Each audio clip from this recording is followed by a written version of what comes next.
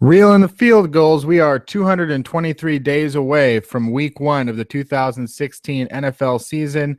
And here on Reel in the Field Goals, we talk about the Seahawks every week with our guests, myself, Kenneth Arthur, and with me, as always, Danny Kelly, managing editor at fieldgoals.com. And we want to remind you that Reel in the Field Goals during the playoffs is sponsored by Great Leap Studios. If you or your company is in need of high-quality content writing, search engine optimization, blogging, website design, or other online marketing services, go to greatleapstudios.com or call them up at 347-460-5492. That's greatleapstudios.com, and we want to thank them for their sponsorship. So please show your love for Great Leap Studios just like they've shown their love for Reel in the Field Goals. And speaking of Reel in the Field Goals, this week we are talking to Davis Sue at Davis Sue Seattle on Twitter. Everybody knows, if you're on the Seattle Twitter, what he's got going on with the cap situation for the Seahawks, as well as draft talk and more. Danny, let's start. Just want to get you in here as my co-host. Yeah. I'm here. What do you think? Let's just start for the top. Why don't you throw a question for Davis? What do you think we should kick it off here with? Well, I think the first thing to talk about, since he's kind of in the news this week, is Russell Okung. Obviously, he kind of apparently sent out an email to all these teams that he's getting shoulder surgery and he's going to be ready to go in 5 months. Two-part question. One, would you think he is the top free agent for the Seahawks? And two, do you think that he will be back with the Seahawks? You know, the way I look at free agents this year with the Seahawks, their own free agents, and when I'm talking about guys that are going to make over $2 million per year, right? And there's 7 players that fit into that category. You know, in years past, in the last 2 or 3 years, you could kind of say who are the most important players, and I would, last year I'd say, well, it would be Russell Wilson. Number 2 would be Bobby Wagner. Yeah. And then in other years, I think 2 years ago, I would say in this particular order, I go Earl Thomas, Richard Sherman, and Doug Baldwin. And they kind of did those contracts in that order. So in that 1 year, they did Earl Thomas and they did Richard Sherman right after. And then like a month later, they did Doug Baldwin. All were the right move. And then last year, it took them a long time. They did Russell Wilson and then they did Bobby Wagner. I don't necessarily think anyone fits into that category. Now, without an injury, if you're asked to be who's the highest priced free agent on a dollar per year basis, I would definitely say it's Russell Okung number 1 and Bruce Irvin number 2. Okay. And I think those are the only 2 Seahawks of the 7 that are going to make over $2 million that could make $6 million or more. And so Russell Okung, if healthy, he can maybe make, I don't know, $8 or $9 million. Without being healthy, could it be less possibly? And then Bruce Irvin, I don't think Bruce Irvin's going to make $7 or $8 million, but I think he'll probably make $6 million, is kind of my thinking in terms of his market value. And so because there's no must-have player of these 7, which is Okung, Irvin, Kearse, Sweezy, Mebane, Rubin, and Lane, it's hard for me to say that there's a top guy, because if you give me Jeremy Lane at $3 million a year, I would rather have him at $3 million than Bruce Irvin at $6. Right. And so if you threw a number out with the player, it's almost more a totally value-based way this year. I don't think that's the case every year. Right. I think there are certain players where we have to get this guy. This guy's rare. He's like a core guy, Pro Bowl type player. Yeah. Or a quarterback where he plays a key position, or he has all the mental ingredients, and the leadership ingredients that we want in a player, that he represents everything we want, in terms of what they kind of exude on the field. We have to have this guy, and we're going to get this guy. And I think for these 7 players, I don't think necessarily any of them fit, but at the right value, any of them can make sense at the right value. And it's kind of like we went in the draft and said, hey, would you rather have, Devontae Booker, in the 2nd round, or Kenneth Dixon in the 3rd round? You know, you might think one is better than the other player, but but I'd rather have the other guy if I could wait around to get him. Then that seems like a much. It's not saying he's a better player. Not saying he should be drafted higher, but I just feel like that fits the value. You know, in it, everything aligns, and I kind of look at this free agent class more like that, if that makes sense. Davis, can you talk about Russell Okung's agent situation, representing himself, and just sort of how that affects a player, or also what this whole email situation means for his free agency? I mean, I don't know a lot about being an agent in the NFL, but if he sent out an email, you know, you kind of wonder if he's, you know, a little bit concerned about his injury, and he wants to get out in front of that so that they don't find out later, and then they leak something on Twitter from Adam Schefter saying, you know, there's no market for Russell Okung because he has to have, you know, surgery, and like the Twitter crowd collectively gasps out loud, right. You know, so I think to do that ahead of time is definitely the right move. And, you know, how it affects his market, I don't know. I'm not a doctor, you know. I don't know like what the recovery is and how bad it is, and did it just pop out, you pop it back in, or it's probably more than that, you know. Right. And then what that means in terms of a left or a right shoulder for a left tackle, you know, in terms of that probably matters. Again, I don't know. It probably does in terms of, you know, how they rush you, and you're always used to being on the left side. But I mean, I do know, Ken, because one of my business mentors is his business mentor, Russell Okung. Yeah. And he always would tell me, Russell wants to stay. You know, I never got the sense that the Seahawks, you know, want him at any cost. You know, that right. I never got that vibe. But I didn't feel like the Seahawks didn't want him either. You know. But I really think it's, again, more of that the value has to align. And with this injury and with his injury history, I just think things have to align. And I that's kind of my take on where that is in terms of, you know, again, I don't think any of these 7 players are guys that you have to chase at top dollar. Now, if you lose 5, would you bid more aggressively on the last 2 because your money's burning a hole in your pocket? Maybe. It right. depends on what else is going on. What else is going on in free agency and the draft.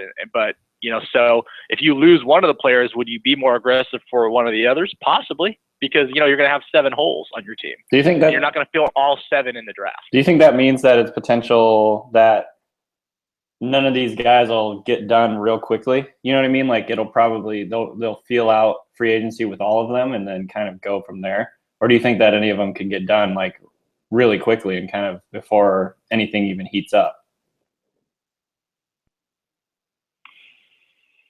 It really depends on if that player's how motivated he is to stay. Would be able to take a little bit less now versus waiting. And I don't know the mentality of the player. If they would take less now, then maybe the Seahawks would do a deal, you know? Because it's kind of like, hey, I'll give you an offer for your house. Don't list your house. You know, it's like, yeah, but you might not be getting top dollar. You're like, yes, but I got a cash buyer. I don't have to list it. I could just move this thing and I'm happy with this number. Exactly. You know? Versus if I go to market, I could sit on the market, be exposed. I might get less. I might get bid up though. I might get more. You know what I mean? And so in general, you want to take things to market. I think overall, because you want to find out. You know, you want to have the light shine on you to really find that out. But at the same time, you know, stuff gets moved, you know, off market in every business all the time. You know, because they're like, hey, I don't want to, you know, I just want to do this deal. I'm happy with this number, or I want privacy. You know, there's just various things. There's nothing private in the NFL in terms of their contract. But I think in general, you know, I think it's true in baseball too. If you test the market and go all the way to free agency at that point, you know, you'll probably get your highest number. You know, sometimes it backfires on you, but I bet you more times than not, you get full value that way. Davis, it's got, you know, we mentioned or a Ruben or would a Lane, would they take possibly a little less to sign now? I don't know if they would. Maybe, but yeah. You've mentioned the 7 major free agents. So you've got the tackle, the guard, the defensive tackles, outside linebacker, cornerback, and wide receiver. I mean, when you look at the tackle market, I mean, there's a reason that these guys are, perhaps viewed as valuable in the draft. The only thing below quarterback, maybe perhaps, is still finding an offensive tackle, and now even extending to the right side. And when I look at the guys that are definitely going to hit free agency without really knowing which ones may not get their restricted free agency picked up, or other guys that may, will get probably released, I'm only really seeing Donald Penn, Jake Long, Cordy Glenn, Ryan Harris, Jamarcus Webb.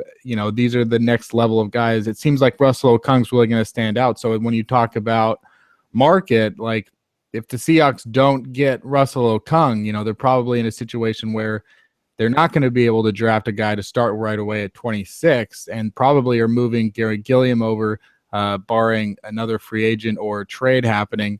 Doesn't that sort of make Russell Okung a priority? Yeah, I think Russell Okung is a priority because, again, it's of the positions, and to replace that, he has the most value. Because Mebane and Rubin are basically based down only defensive tackles. Mm-hmm. Jermaine Kearse is a replacement level type wide receiver. I'm not saying he's bad. I'm not saying he hasn't been a great Seahawk. You know what I mean? Right. You could find Jermaine Kearse's, in the 4th round, or whatever. Undrafted. And Jeremy Lane, again, he's a good player. You could find Jeremy Lanes out there. And you don't have to. You don't have to. Take him in the top of the 1st round to go find a Jeremy Lane. So, yeah, I think there is something to that scarcity there. But again, the Seahawks have 6 years with this guy. And so, they know everything that he is and he isn't better than anyone, in terms of his body, what's really going on, and then, his mentality. So they should be able to price him, better than anyone, really.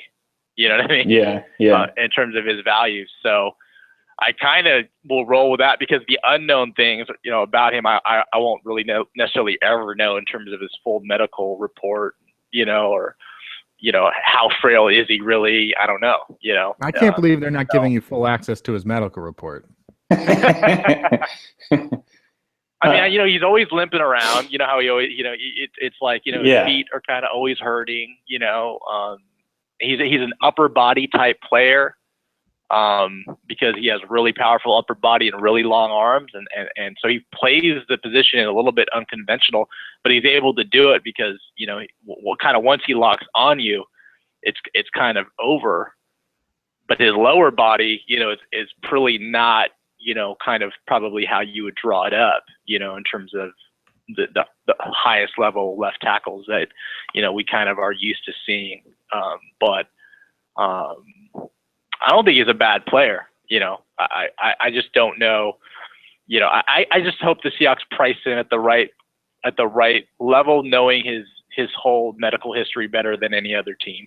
So, do you you talked about Jermaine Kearse a little bit, like called him a replacement level receiver, which I think is pretty accurate. I talked about that a little bit on. Not saying replacement level NFL player, because most guys are in and out as a 3rd starter, a wide receiver, or that type of thing. Yeah, and that's still quite an accomplishment. Right. I think there's a market for him.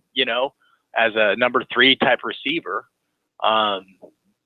Yeah, that was what I was going to ask. Can be found all the time, I think. Right. That was what I was going to ask. Like you said, what kind of market do you think there will be? It'll something around.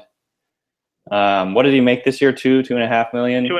I think I don't know. I would say it's about 3 million with really low guarantees. Right. Maybe. But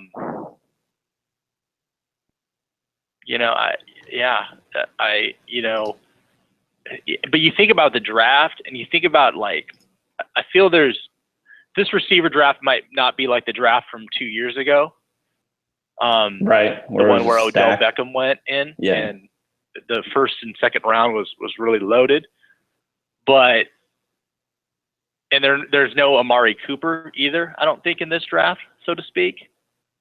But it seems like there's a lot of cool receivers that are still going to be alive in the 3rd and 4th round in this draft. Yeah, I think And, yeah. And you know, in some years, you know, you don't necessarily like necessarily the 3rd and 4th round for receivers. Like you see that cliff, or you know, you just kind of like maybe you feel like there's more in that 1st, 2nd round area, and then there's other guys that are more like 5th, 6th, 7th round undrafted types. You know, and I almost feel like this year, I almost wonder if there's a little bit of a sweet spot there, kind of in the 3rd and 4th round, with a little bit more interesting names than in a normal year, even though at the top there's no Amari Cooper or, you know, Odell Beckham. I'm very curious about this receiver free agency class, because I'm looking at overthecap.com right now, and if you sort it by salary, based on 2015 salary, Jermaine Kearse is actually the 3rd highest paid guy on there. There's Justin Blackmon, who's not even in the league. But that's not a really good way to do it, because what that reflects is guys that or maybe drafted that never played on an RFA tender. So that number for Kearse is a little bit inflated on an RFA tender. For sure. Whereas you might have like an Alshon Jeffrey, who's a much, much more valuable player. Yeah. Who's not a 1st round pick, who I believe was a 2nd round pick, who was on his last year, you know, and his last year he probably, I don't know, made $800,000 or $700,000, you know, and so I wouldn't, you know, his last year's salary or whatever not a good way to look at it. Yeah, the best gauge to kind of sort, you know, in terms of their true market, because you know, like an Alshon Jeffrey is going to have a, you know, a huge jump. I think there's other guys like Rashard Matthews. Is he from the Dolphins? Dolphins, and I don't know if he was an RFA or if he was drafted or whatnot, but you know, there'll be a market for him. You know, and there's some other players too. I'll name off a few. Is the guy from Baltimore a free agent? Yeah, so I'll name off a few. Kamar Aiken's one guy. Yep. Keep in mind. Going up the list, Travis Benjamin, I think, is a pretty interesting player for the Browns. Yep. Mohamed Sanu from the Bengals is an unrestricted free agent. I think Marvin Jones is also a free agent too. Oh, is he? Yeah, that would be. Oh, yeah, he is. You're right. And Brian Quick might be a guy who's interesting to some people. Going down the list, Reuben Randall. You know, even a guy like Brandon Tate, who's a kick returner. I don't know. It's kind of a mid-range class. I think that Alshon Jeffrey is pretty much the only like top guy there, and then you got a lot of guys kind of like Kearse. You know, I think that Marvin Jones and Sanu are sort of similar to Kearse in that sense that they're like 2 and 3 style guys. Anyway, but it's gonna be interesting. Yeah. So as far as Russell Okung goes and a potential contract, I think Kearse. I think there's a market for him, and but again, I think it has to top out. I mean, I can't see some team paying him $5 million a year. I just don't see it. You know. Right. So. Sorry, Kenny, I cut you off. So as far as Russell Okung goes and a potential long-term contract situation, is that something you can that the Seahawks can fit into their budget over the next 4 or 5 years? I think so. You know, I don't do 4 to 5 year projections, but when I went through their salary cap, and again, I will go down and think about the dead money that they've already taken. Think about that they're going to take some more dead money. Just even on, like, let's say a couple draft picks don't make the team. Okay. Let's say they draft 10 guys and they cut 2 guys. There's going to be dead money from that, you know? And so I factor that in. There's going to be IR reserves. Then they got to re-sign John Ryan and whatnot. And so what I come down with, and to really help me think, I like to break up the offense and the defense. And I feel the offense needs to be somewhere in the high 60 millions. So call it 67 million. And the defense needs to be somewhere in the high 70s, north of 75 million. You know, call it, I don't know, 76 million. And so those are the kind of the numbers I've been using for quite a while. I still think they're pretty close to how things are going to shake out. And I include Kerry Williams 2.33 dead money and Marshawn Lynch 5 million in those, are baked into those numbers. And then I go through the RFA guys. The RFA guys, there's quite a few of them. It'd be Kristen Michael, Derek Coleman, Ricardo Lockett, Patrick Lewis, Alvin Bailey, and Nick Moody. Now, there's really only 3 of those players that I think are really interesting would be Patrick Lewis, Alvin Bailey, and Kristen Michael. Mm-hmm. And so can you cut a contract with them that's below the lowest RFA tender, which is probably $1.5 million, which I think you can with all of them, that they're happy with. You give them a little guarantee, maybe it's 50 to 100,000, and strike a deal, so that, and if you save, an extra 300,000-400,000 off that, then obviously that gives you more money, to play with. But for big level free agency, which would be $2 million and above, I have the Seahawks at about $17 to $18 million of room. So that would be for $2 million and above type free agents. Yeah. For the Fred Jacksons of the world, the DeMarcus Dobbs of the world, whether they make the team or some rookie free agent, their salaries are almost the same anyway. So it's not. So you don't even really count them. What's that? You don't even really include them in on the. Well, I mean, I include them, but they're just going to replace someone else that they've signed. Like right now, they have Mo Cisse. I'm using him in my number, but Mo Cisse might not make the team. Right. And so Kason Williams may or may not make the team, but if someone else makes the team and Kason Williams is going to get paid $450, the other guy's going to make $500. That's really not a big difference. Is this including no Marshawn Lynch? Yeah, that's with his dead money, but not him. So just his dead money is included in my numbers. But the bottom line is, I believe the Seahawks have about 17 to 18 million in this year's in cap dollars to sign these bigger mid to high level free agents. Now, you think, well, how can they do that? Because Russell Okung is going to cost X and Bruce Irvin is going to cost Y. Well, in year one, the cap hit for each one of these players is lower than the full APY. Right. If you sign them to a multi-year deal. Now, if you sign them to a 1-year deal, then whatever their pay is going to be their cap hit. It's going to be the same. So that would be like an Atiba Rubin. He was like, I don't know, 2.5 to 3 million. He did a 1-year deal. There's no way to spread the signing bonus over multiple years to lower his cap number. But for most of these players, if they sign them for more than a 1-year deal, you can not take the full hit because you can spread that out.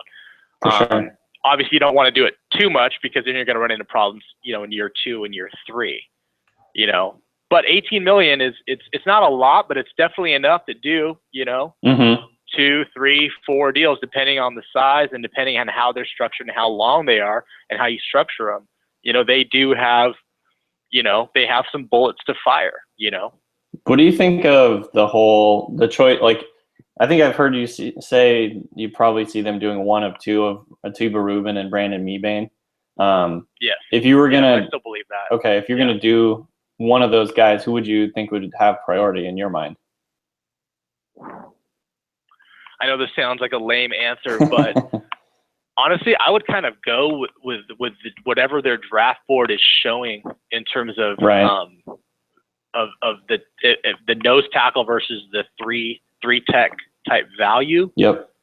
Also, would they rather have a 3 tech that can kind of do everything, meaning he could rush? He's like a K1 short where he can do both.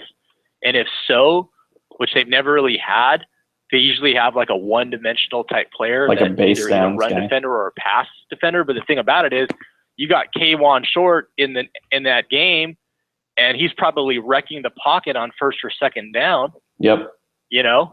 And pretty much spots them 14 points.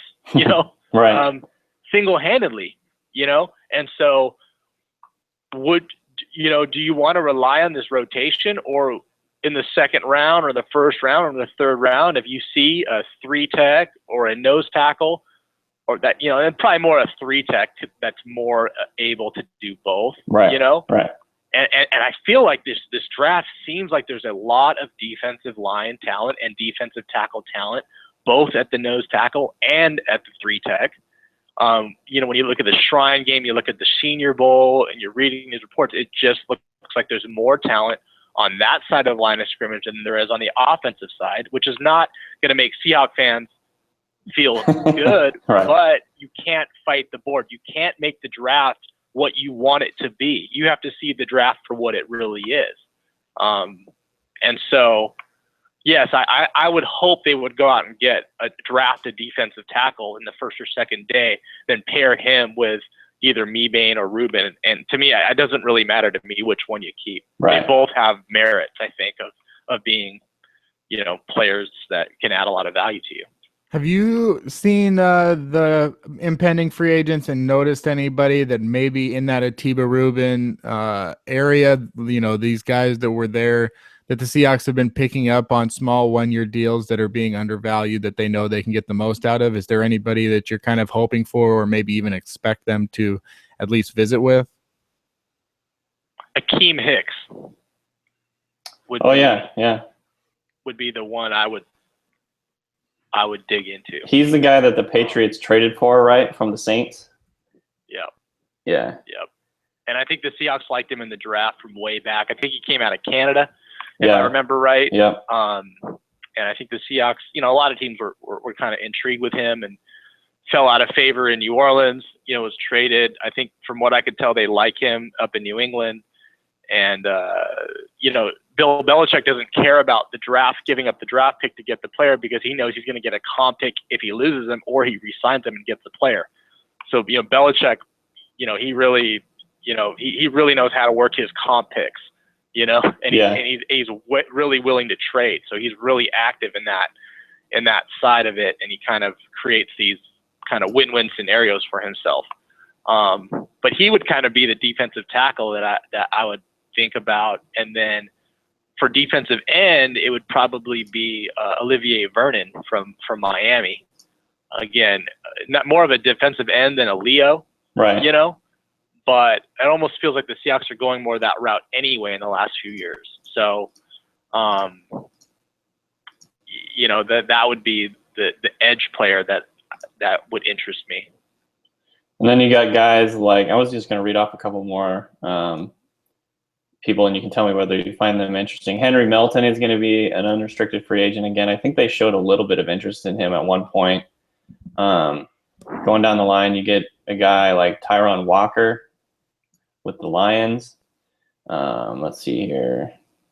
I don't think there's going to be a huge market for either of those players. Right. Necessarily. Yeah. So. Okay, well, moving down the line, I was curious what you thought about John Ryan. One, do you think that how do you think he had a lot of people kind of talked about how his year was kind of off this year. It didn't seem like he was making as big of an impact. Maybe that was just the way they decided they wanted to punt.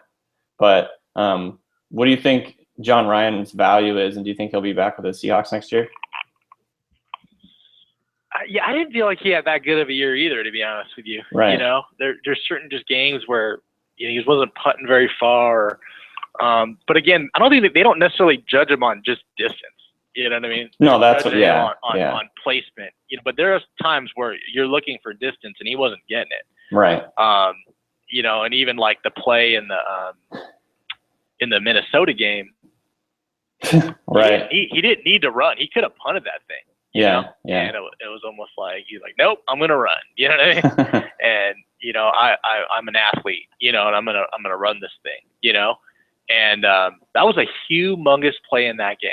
Just a gigantic play. Yeah. In terms of, they weren't gonna necessarily drive the ball down the field, to score a touchdown, but to get points. Every time you flip the field like that, it's like almost like 2 touchdowns in a normal game or something, Right. Maybe not that much, but more than a touchdown in a normal game, I felt in that particular game. But, the market, when he signed his contract for $1.5 million per year for a 6-year deal, that was the only contract that Pete and John never did, because every other player that's ever been a Seahawk, they've done a contract with. Even Brandon Mebane, because they re-upped Brandon Mebane. Mm-hmm. And then obviously all the other players, they drafted him, they signed him, or whatever. John Ryan was the only player that had a Tim Ruskell or whoever the interim GM, Rustin Webster at the time, contract, the ink. And it was $1.5 million. Well, now the market's higher. Now the market for punters, unfortunately, is like, $2 to $3 million. And so if he's considered a top 12, top 15 punter, he's probably going to get closer to $3 million, definitely over $2 million. So, but that's just part of the growth in the cap overall and in most positions. So I don't think the Seahawks are necessarily opposed to doing that, because, obviously the cap's gone up tremendously, in 6 years. So I bet you they probably will re-up with him because I think they like him, but his first year cap hit probably won't be that high. Like, I bet you his first year cap hit will still be under $2 million, even if he gets, a market deal. But then again, I'm sure they have a short list of other options of undrafted free agents or other guys, as options, because they research long snappers every year, Right, so, right. Possibly save $200,000, but Clinton Gresham, always ends up being better than, they've signed another long snapper to a futures contract. Right. So they probably do have a short list of punters and whatnot. I'm really not in favor of drafting a punter or a kicker. I feel like, you can get those guys without using a draft pick. Yeah. I feel like they're there every year. But obviously, there's teams out there that spend draft picks on punters and kickers because, they're like, I'd rather just pay this guy $500,000 plus he's good, than paying the damn kicker $3 million or a punter, $3 million a year. So, I kind of see both. I can see why teams go that route and why other teams do draft for those positions. But again, I would not draft for those two positions personally. I don't know. I mean, if I was sitting there and I had Brian Anger ahead of Russell Wilson, I'd probably take an Anger again. Wait, who was? Did they draft? Who was Janikowski drafted? Was he drafted like in the first round or high or something? Yeah. Janikowski was a first-round pick, I believe. That is unbelievable.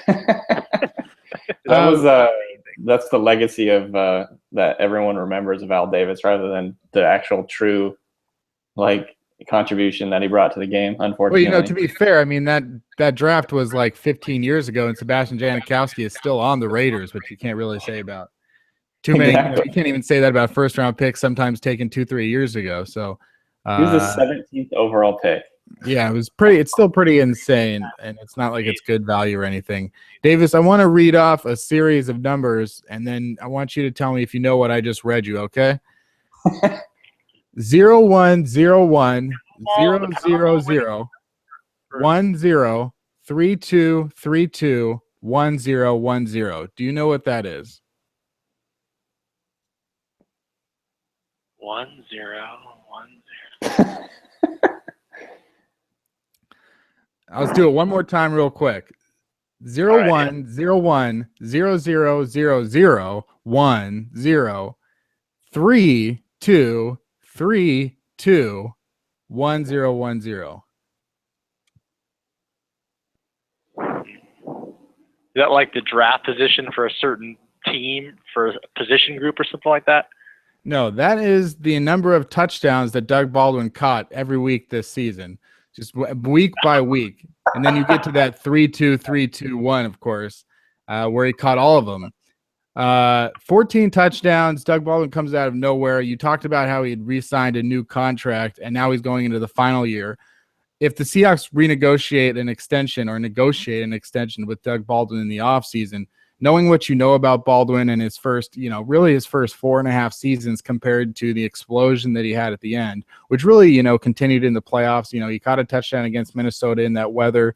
He had a season-high 12 targets against the Carolina Panthers, caught 8 balls for 82 yards. He was first or second in catch rate this year. He's led the NFL in touchdowns, but he's still, considered a slot receiver, 5'10", 190 pounds. 27 years old. What does an extension look like that for like a guy like that? Where exactly is it going to land? It's somewhere in the Randall Cobb range. What do you see? Probably like $9 million, probably. $9 million over like 3 or 4 years. The multiple years, that doesn't necessarily even help him or the team. I don't know. I don't know how many years they would do it for. It almost doesn't matter. It really only matters is the first couple years, really. Because the last few, on him a little bit, or and the guaranteed money's over. You know what I mean?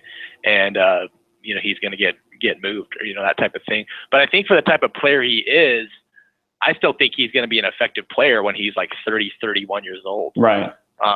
And so, cause he's never built his game on being like the freaky deakiest athlete, you know what I mean? Or the faster than everyone else, or, stronger than everyone else, it's really been always about really good route running and being really smart, being really solid. And those are the types of traits that are going to stay with him, when he gets 28, 29, 30 years old. I really wouldn't worry about it. If I were to re-up him, I think he still can be a good player. Again, you don't want to pay him like $14 million a year, type thing, like a traditional type number one type receiver. I'd feel good about paying him $9 million a year. I think he would take it too. I mean, because, it's not like the entire NFL is completely sold on him being a number one receiver. I don't think that's true. I mean, if you look at the top paid guys for the Seahawks in 2017 and around that 9 million range, I mean, Russell Wilson and Richard Sherman at the top, but then you've got Earl Thomas. Then you've got Jimmy Graham, Michael Bennett, and Cam Chancellor between 8 and 10 million. Out of those three guys, Jimmy Graham, Michael Bennett, and Cam Chancellor, like, how would you order the likelihood that they would not be here in 2017? Well, we'll find out about Cam. If Cam's here this year, he'll probably be here in 2017. For Michael Bennett, he's the oldest player, so that would almost be kind of the knock on him. And I think the big knock on Jimmy Graham would be he has no dead money tied to him this year or next year, and he might not ever be 100% from his injury. So I would probably put him at the top of the list because, no one really ever recovers that well from a torn patellar tendon. And then when you moving on from him, there's really no penalty to you. So I would probably say Jimmy Graham, but again, on Cam, we're going to know about him, coming up in this off season, because, he's either going to get a new deal or they're going to move him, is kind of what's going to happen there. So, but if you had to pick one, I would probably go with Jimmy Graham. What do you have a gut feeling on what will happen with Cam? I think they'll figure something out, but I don't think he had, obviously he didn't have a great year compared to, the year before. But it's probably good though, because he's got a little less leverage. So maybe now I just wonder if the team, like that first series against Carolina, and when you watch the team and he's not out there, it's the silhouette of the defense looks different. Right. And you're like, something looks off. You're kind of like, and it's like, I'm not used to this profile, Right. And the offense looks a little bit like that without Lynch, but we've kind of gotten used to it because we kind of don't see his visage, his hair, his body lean, his visor, you know what I mean? And just, his kind of presence. We haven't really seen that back there because, you didn't play most of the season. So you're kind of used to, these other profiles, in the eye formation or whatnot. But I think Chancellor, he definitely brings something. I know, he gave up those plays, in the Minnesota Vikings game toward the end and whatnot. But, I don't know. I just kind of like the defense better with him there. Yeah. But they like Kelsey McRae, and so they have a little bit of a hedge. So, if it gets really unreasonable, I'm sure they have options, and I'm sure there's other teams that would definitely love to have Cam Chancellor on their team and pay him $9 million a year, and they'd be like, do it. Yeah. Going back to the offensive line, do you have any hunches there as far as who will be playing each position?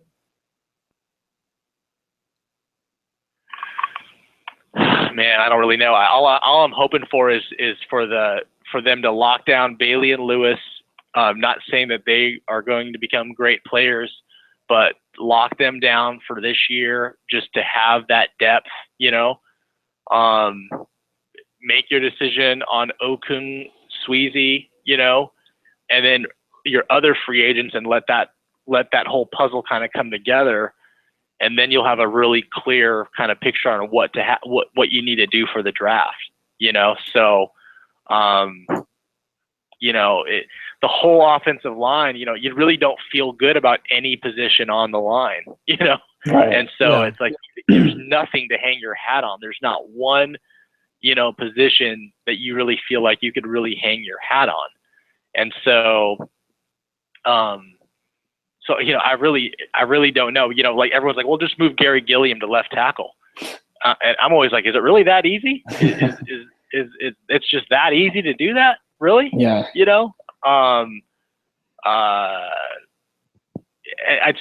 not saying they won't do that. I'm not saying he wouldn't be good. I'm just saying I wonder. I'm like, it's just that easy, huh? Just move a guy to left tackle.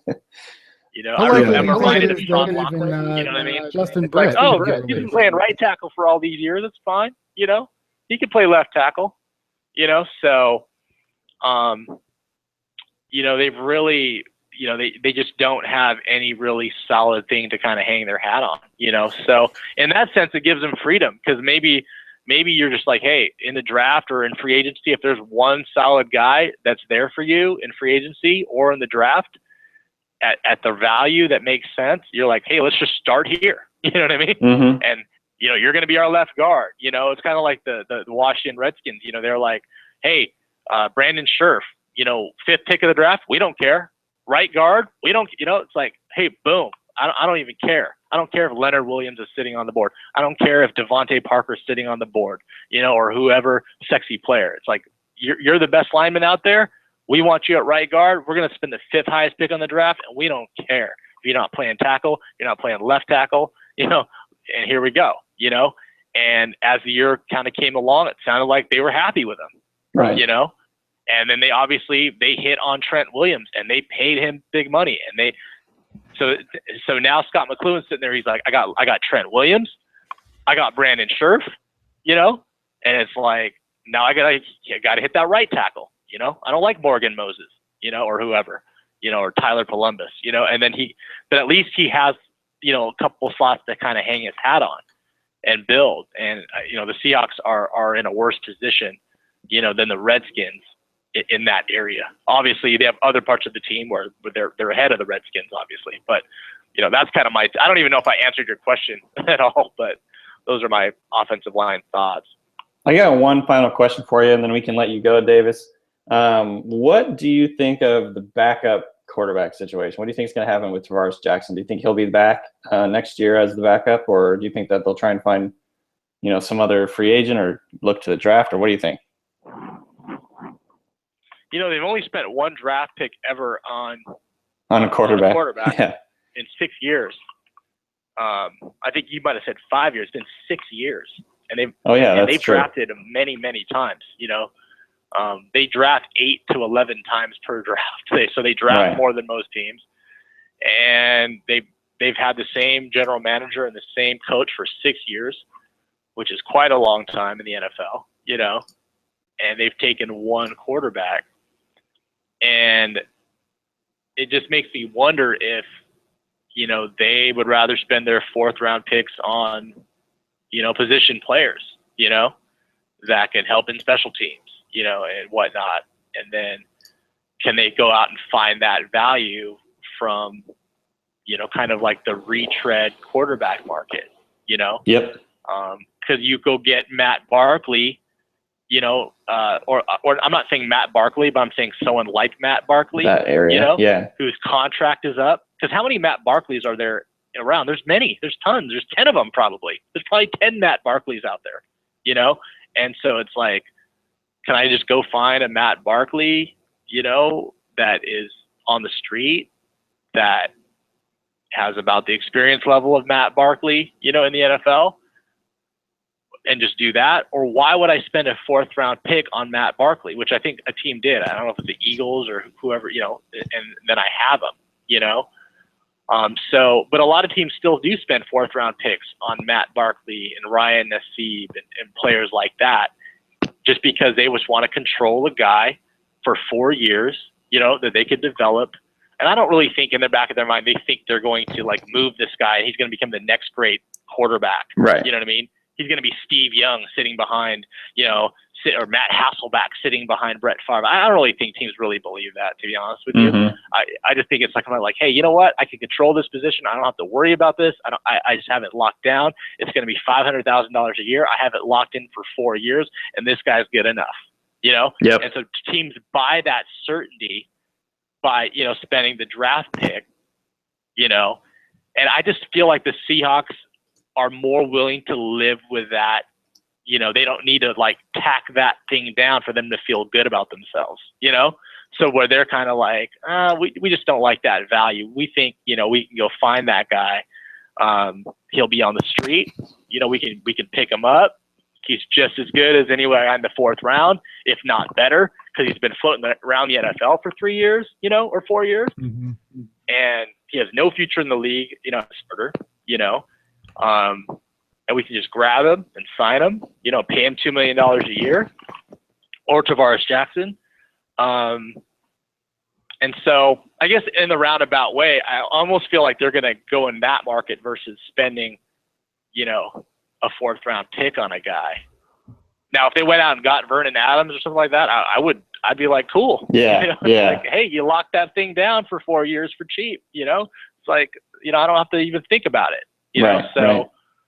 I just wonder if there's better value kind of in the veteran market, so to speak, Yep. than getting the young player. And what they don't want to do, they don't want to spend $4 million for a backup, which some teams do. Right. You know? And so they're not going out there saying, we need Matt Hasselbeck, we need the best backup quarterback in the NFL, or we need Chase Daniel, or something like that. We and pay him. They're not going to pay a backup $4 million a year. Now, some teams do, because they're like, hey, our quarterback goes down. This is the most important position on the field. $4 million a year. Look at the Colts. They paid Matt. They're like, hey, he was worth every penny, of $4 million. Yeah. But I just feel like the Seahawks are going to want to be in that $2 million or lower range, Right. And so I think they're just like hunting for value a little bit there. Well, I want to thank Davis Sue for coming on the Field Goals today. Follow at Davis Sue Seattle. Do you have anything coming up planned for Field Goals? I mean, what I'd like to do, I'm trying to do with Danny and Derek is really try to dig into the draft and in the top 4 rounds. Danny, Derek, and I are kind of on our own, but kind of a little bit coordinated. We're really trying to, stack rank all the different positions and kind of bring it all together and really try to kind of get a good read, a good handle on the kind of the first 3 to 4 rounds of the draft. And Danny's done, which is amazing. He's already finished with his part. I'm kidding. Yeah, I haven't even started. So that's kind of my focus for the next 3 months. Obviously, when free agency hits, I'll probably weigh in or probably work with Danny on some things. If there's free agent signings or talk about those. But really, the draft to me is still the most important. I kind of think the draft is like the most important event on the entire NFL calendar. And so like it's much more interesting to me than the Super Bowl, Yeah. Right. And so really trying to, and I just don't have the time to study, all 7, 8 rounds, so it's like, hey, I feel like, hey, let's get a good handle on, day 1, day 2, day 3, beyond just reading other people's reports, and then, kind of bouncing around with some of the writers.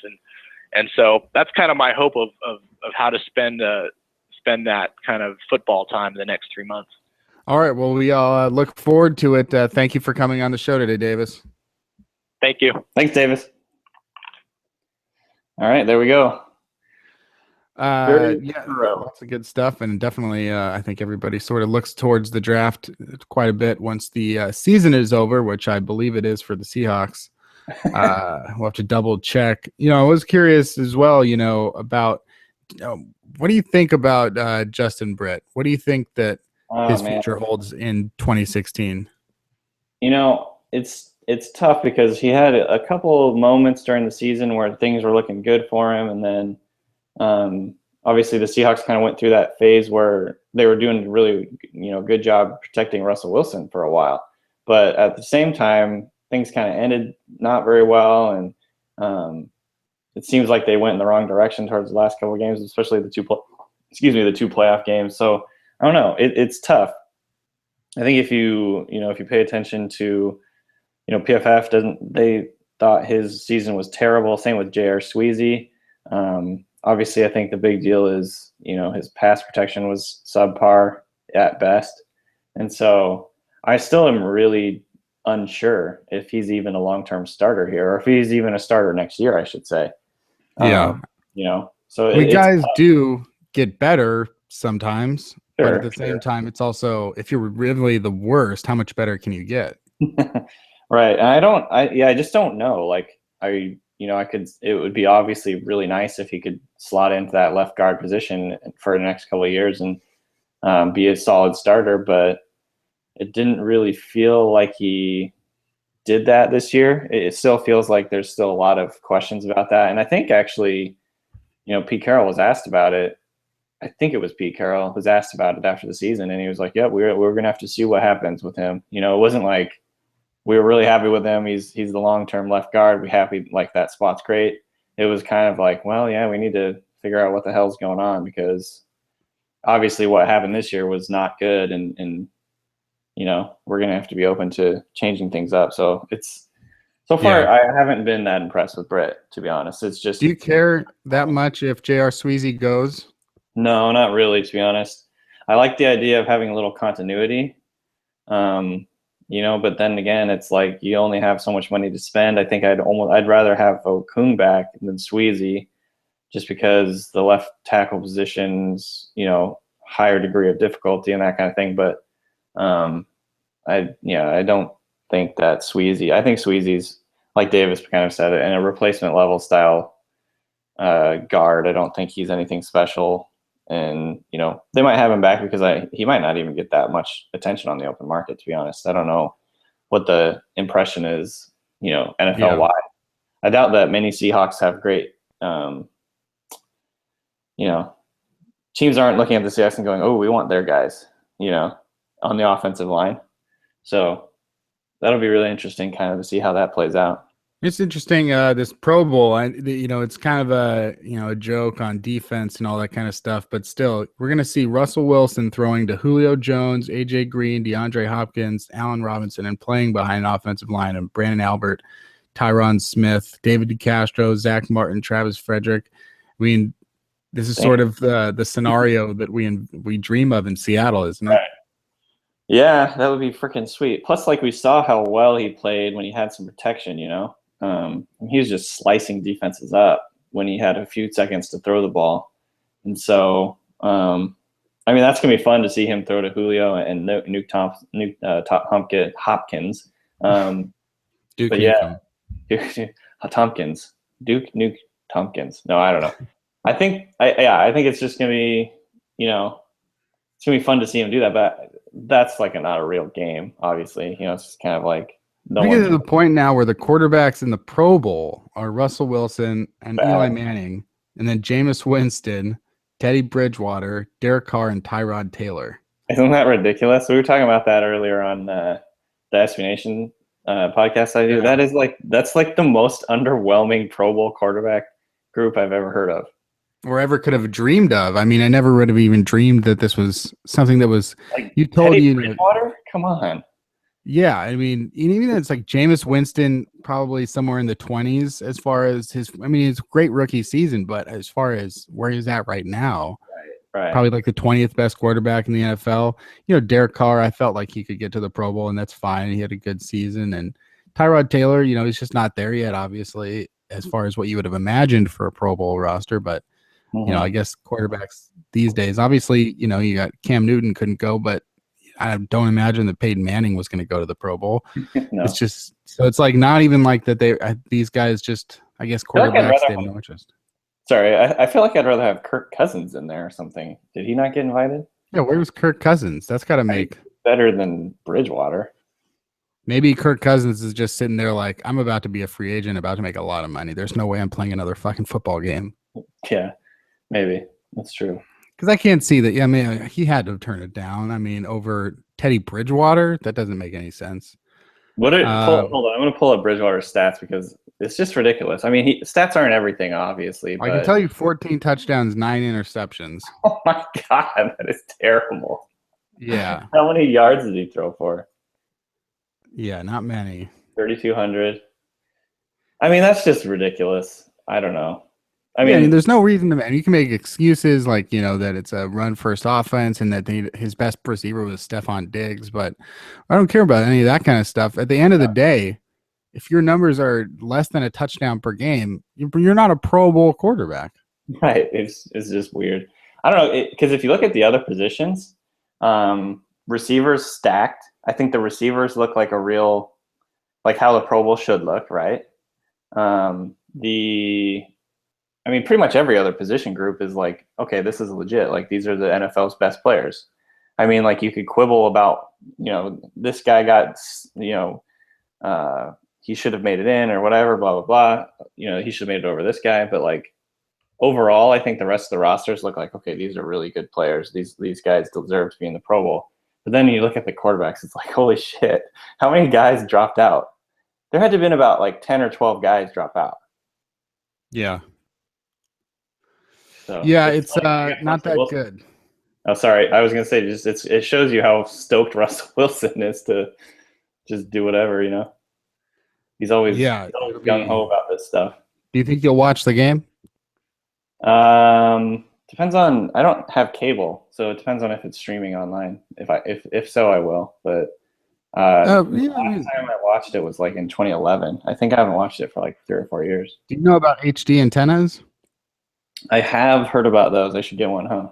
Yeah, I mean, you spend $20 or $30 and you're getting basically all the NBC, ABC, blah blah blah, right. All of the Japanese and Mexican channels that you never even knew existed. Oh, cool. That's nice. But it is HD quality, and so like you could definitely watch the Pro Bowl probably and several other sporting events for free for the rest of your life or however long we're still alive. So as far as Real in the Film goes, I am going to see a movie tonight. Have you seen The Room? No, I haven't. Do you know about it? Is it a thriller horror? No, it's the one that's considered the worst movie ever made. I don't know about this one. How do you know? I can't believe we've never talked about it. I mean, I've definitely mentioned several times in the last few years that it is probably my favorite movie. It's called The Room. It's starring, directed, written, produced by Tommy Wiseau, and it's become a huge sensation since like it was made cult classic. Yeah, like it came out in like 2003. I went to a screening not so long ago that James Franco was at because he's making a movie based on the making of the movie. Okay. And tonight I'm going to a Riff Tracks screening. Do you know what Riff Tracks is? No. Okay. Do you know what Mystery Science Theater 3000 is? Yes, I know what that is. So Riff Tracks is like what was born after it was canceled. Right. Okay. And like basically they put out these riff tracks that you could play while you watch certain movies when they made fun of it, like Mystery Science Theater 3000. But now they sometimes do like nationwide theater screenings of riff tracks, and that's what's going on tonight with The Room. Okay, that's cool. So you get to watch it while they make fun of it, which is, one of life's great pleasures is laughing at the follies of others. Laughing at the misfortune of others, yes. Yeah, like Mark Sanchez rule. I agree, totally. Did you see any movies? No, I haven't seen any movies in the theater, nor have I watched any movies that I know of. Been busy, Kenny. I don't know. I haven't watched any good movies. Oh, okay. Well, I'm not going to watch a good movie tonight, but I will be watching a movie, and it will be a good time. Patreon is still going on. If you want, we want to thank some more people for donating to the Patreon account to help the podcast get better. Yeah, I want to update real quick on that, actually. Yeah. to interrupt you again. We're looking to make some upgrades so people know where their money's going to go. What we're going to end up probably doing here is stop using. I'm in suspense. Danny may have actually advertised for the need to upgrade our technology by literally getting kicked out by technology during his speech. So that's exciting. And I guess he'll have to come back and finish that sentence as far as what he's looking forward to with using the Patreon donations to upgrade Reel in the Field goals. And then we won't have these technical issues anymore. I was afraid that Are you back? Yeah, I was afraid that was going to happen. Can you hear me? Yeah. I was afraid that was going to happen because my internet was going out on my computer. And so I figured this would drop out. But anyway, it looks like it's back. That's the internet. I was saying that's a very clever technique to say that we need technical upgrades and to drop out in the middle of your speech. Yeah, that was unintentional. But the bottom line is your money is going to go to good use for us to be able to record better. So anyways, that's the point. And thank you again for the support. It's really, really appreciated. We're gonna make some good steps in the off season here and really upgrade our whole product here. So it's just gonna be so much better. We want to thank Outside Contain for donating $5 to Reel in the Field Goals. We want to thank Sam T. He donated $15 to Reel in the Field Goals. Thank you. Sam T, there's only one or two I know of in America, Sam T. So thank you, Sam T. Troy Olson donated $5. Thank you, Troy. Yes, thank you, Troy. Noah Kahn, CAHN, donated $7, going above and beyond the $5 benchmark. Zach Silk, Smoothie Silk, donated $5. You just gave him the nickname Smoothie. Smoothie. It's supposed to be Silky Smooth, but now it's Zach Smoothie Silk. I like it. And I think we know this guy well. David Crockett pledged $5. Oh, that's awesome. Yep. Thanks, David. So thank you so much, David Crockett. Do you have his Twitter handle handy? It is DCrockett17, I believe. That's off the top of my head. Let me double check that. But yeah. He's a contributor at Field Goals too, so that's really cool. Thank you very much, David. Yeah, DCrockett17. At DCrockett17, thank you for donating $5. If anybody else wants to come onto the Patreon account and throw in their own pledge, it doesn't have to be $5. That's just where I said I would give you a shout out on air, which is the most coveted prize available in the country today. Can it get better? What's that? Can life get better than that? I don't know. Nothing can get quite as better than that as hearing me and Danny say your names. So thank you so much to David, Zach, Noah, Troy, Sam, and Outside Contain for your donations. And I hope you enjoy the clear ability to hear the voices of Reel in the Field Goals, as well as such and such. We're going to try and get over there on the Android phones next. So that's it for thanking the Patreon, and so it's it for Reel in the Film Goals, and I believe that's it for Reel in the Field Goals. Go to fieldgoals.com. Follow us on Twitter at Field Goals and Kenneth Arthur S. Got some stuff coming out for Sports on Earth, and next week we'll have some top 10 lists on Rolling Stone. And go check out 3000 NFL Mock Draft. We had one a little bit later in the week this week, so it basically came out same day as today. And we'll be back next week for more 3000 NFL Mock Draft, as well as next Thursday for the next edition of Reel in the Field Goal. Since there is nothing, we're not going to do an instant reaction to the podcast or to the Pro Bowl. No, we are not. Yeah, I'll send out a tweet from instant reaction after the Pro Bowl. Good Pro Bowl, I guess. I didn't watch it. I did not watch the fourth quarter between Teddy Bridgewater and Tyrod Taylor. My apologies. He's salty. I like it. So that's it for Reel in the Film Goals, Reel in the Field Goals. Yeah. And there are 223 days left till the season, but then we'll check out that NFL draft and that free agency up next. So thank you so much for listening, and we'll be back next week.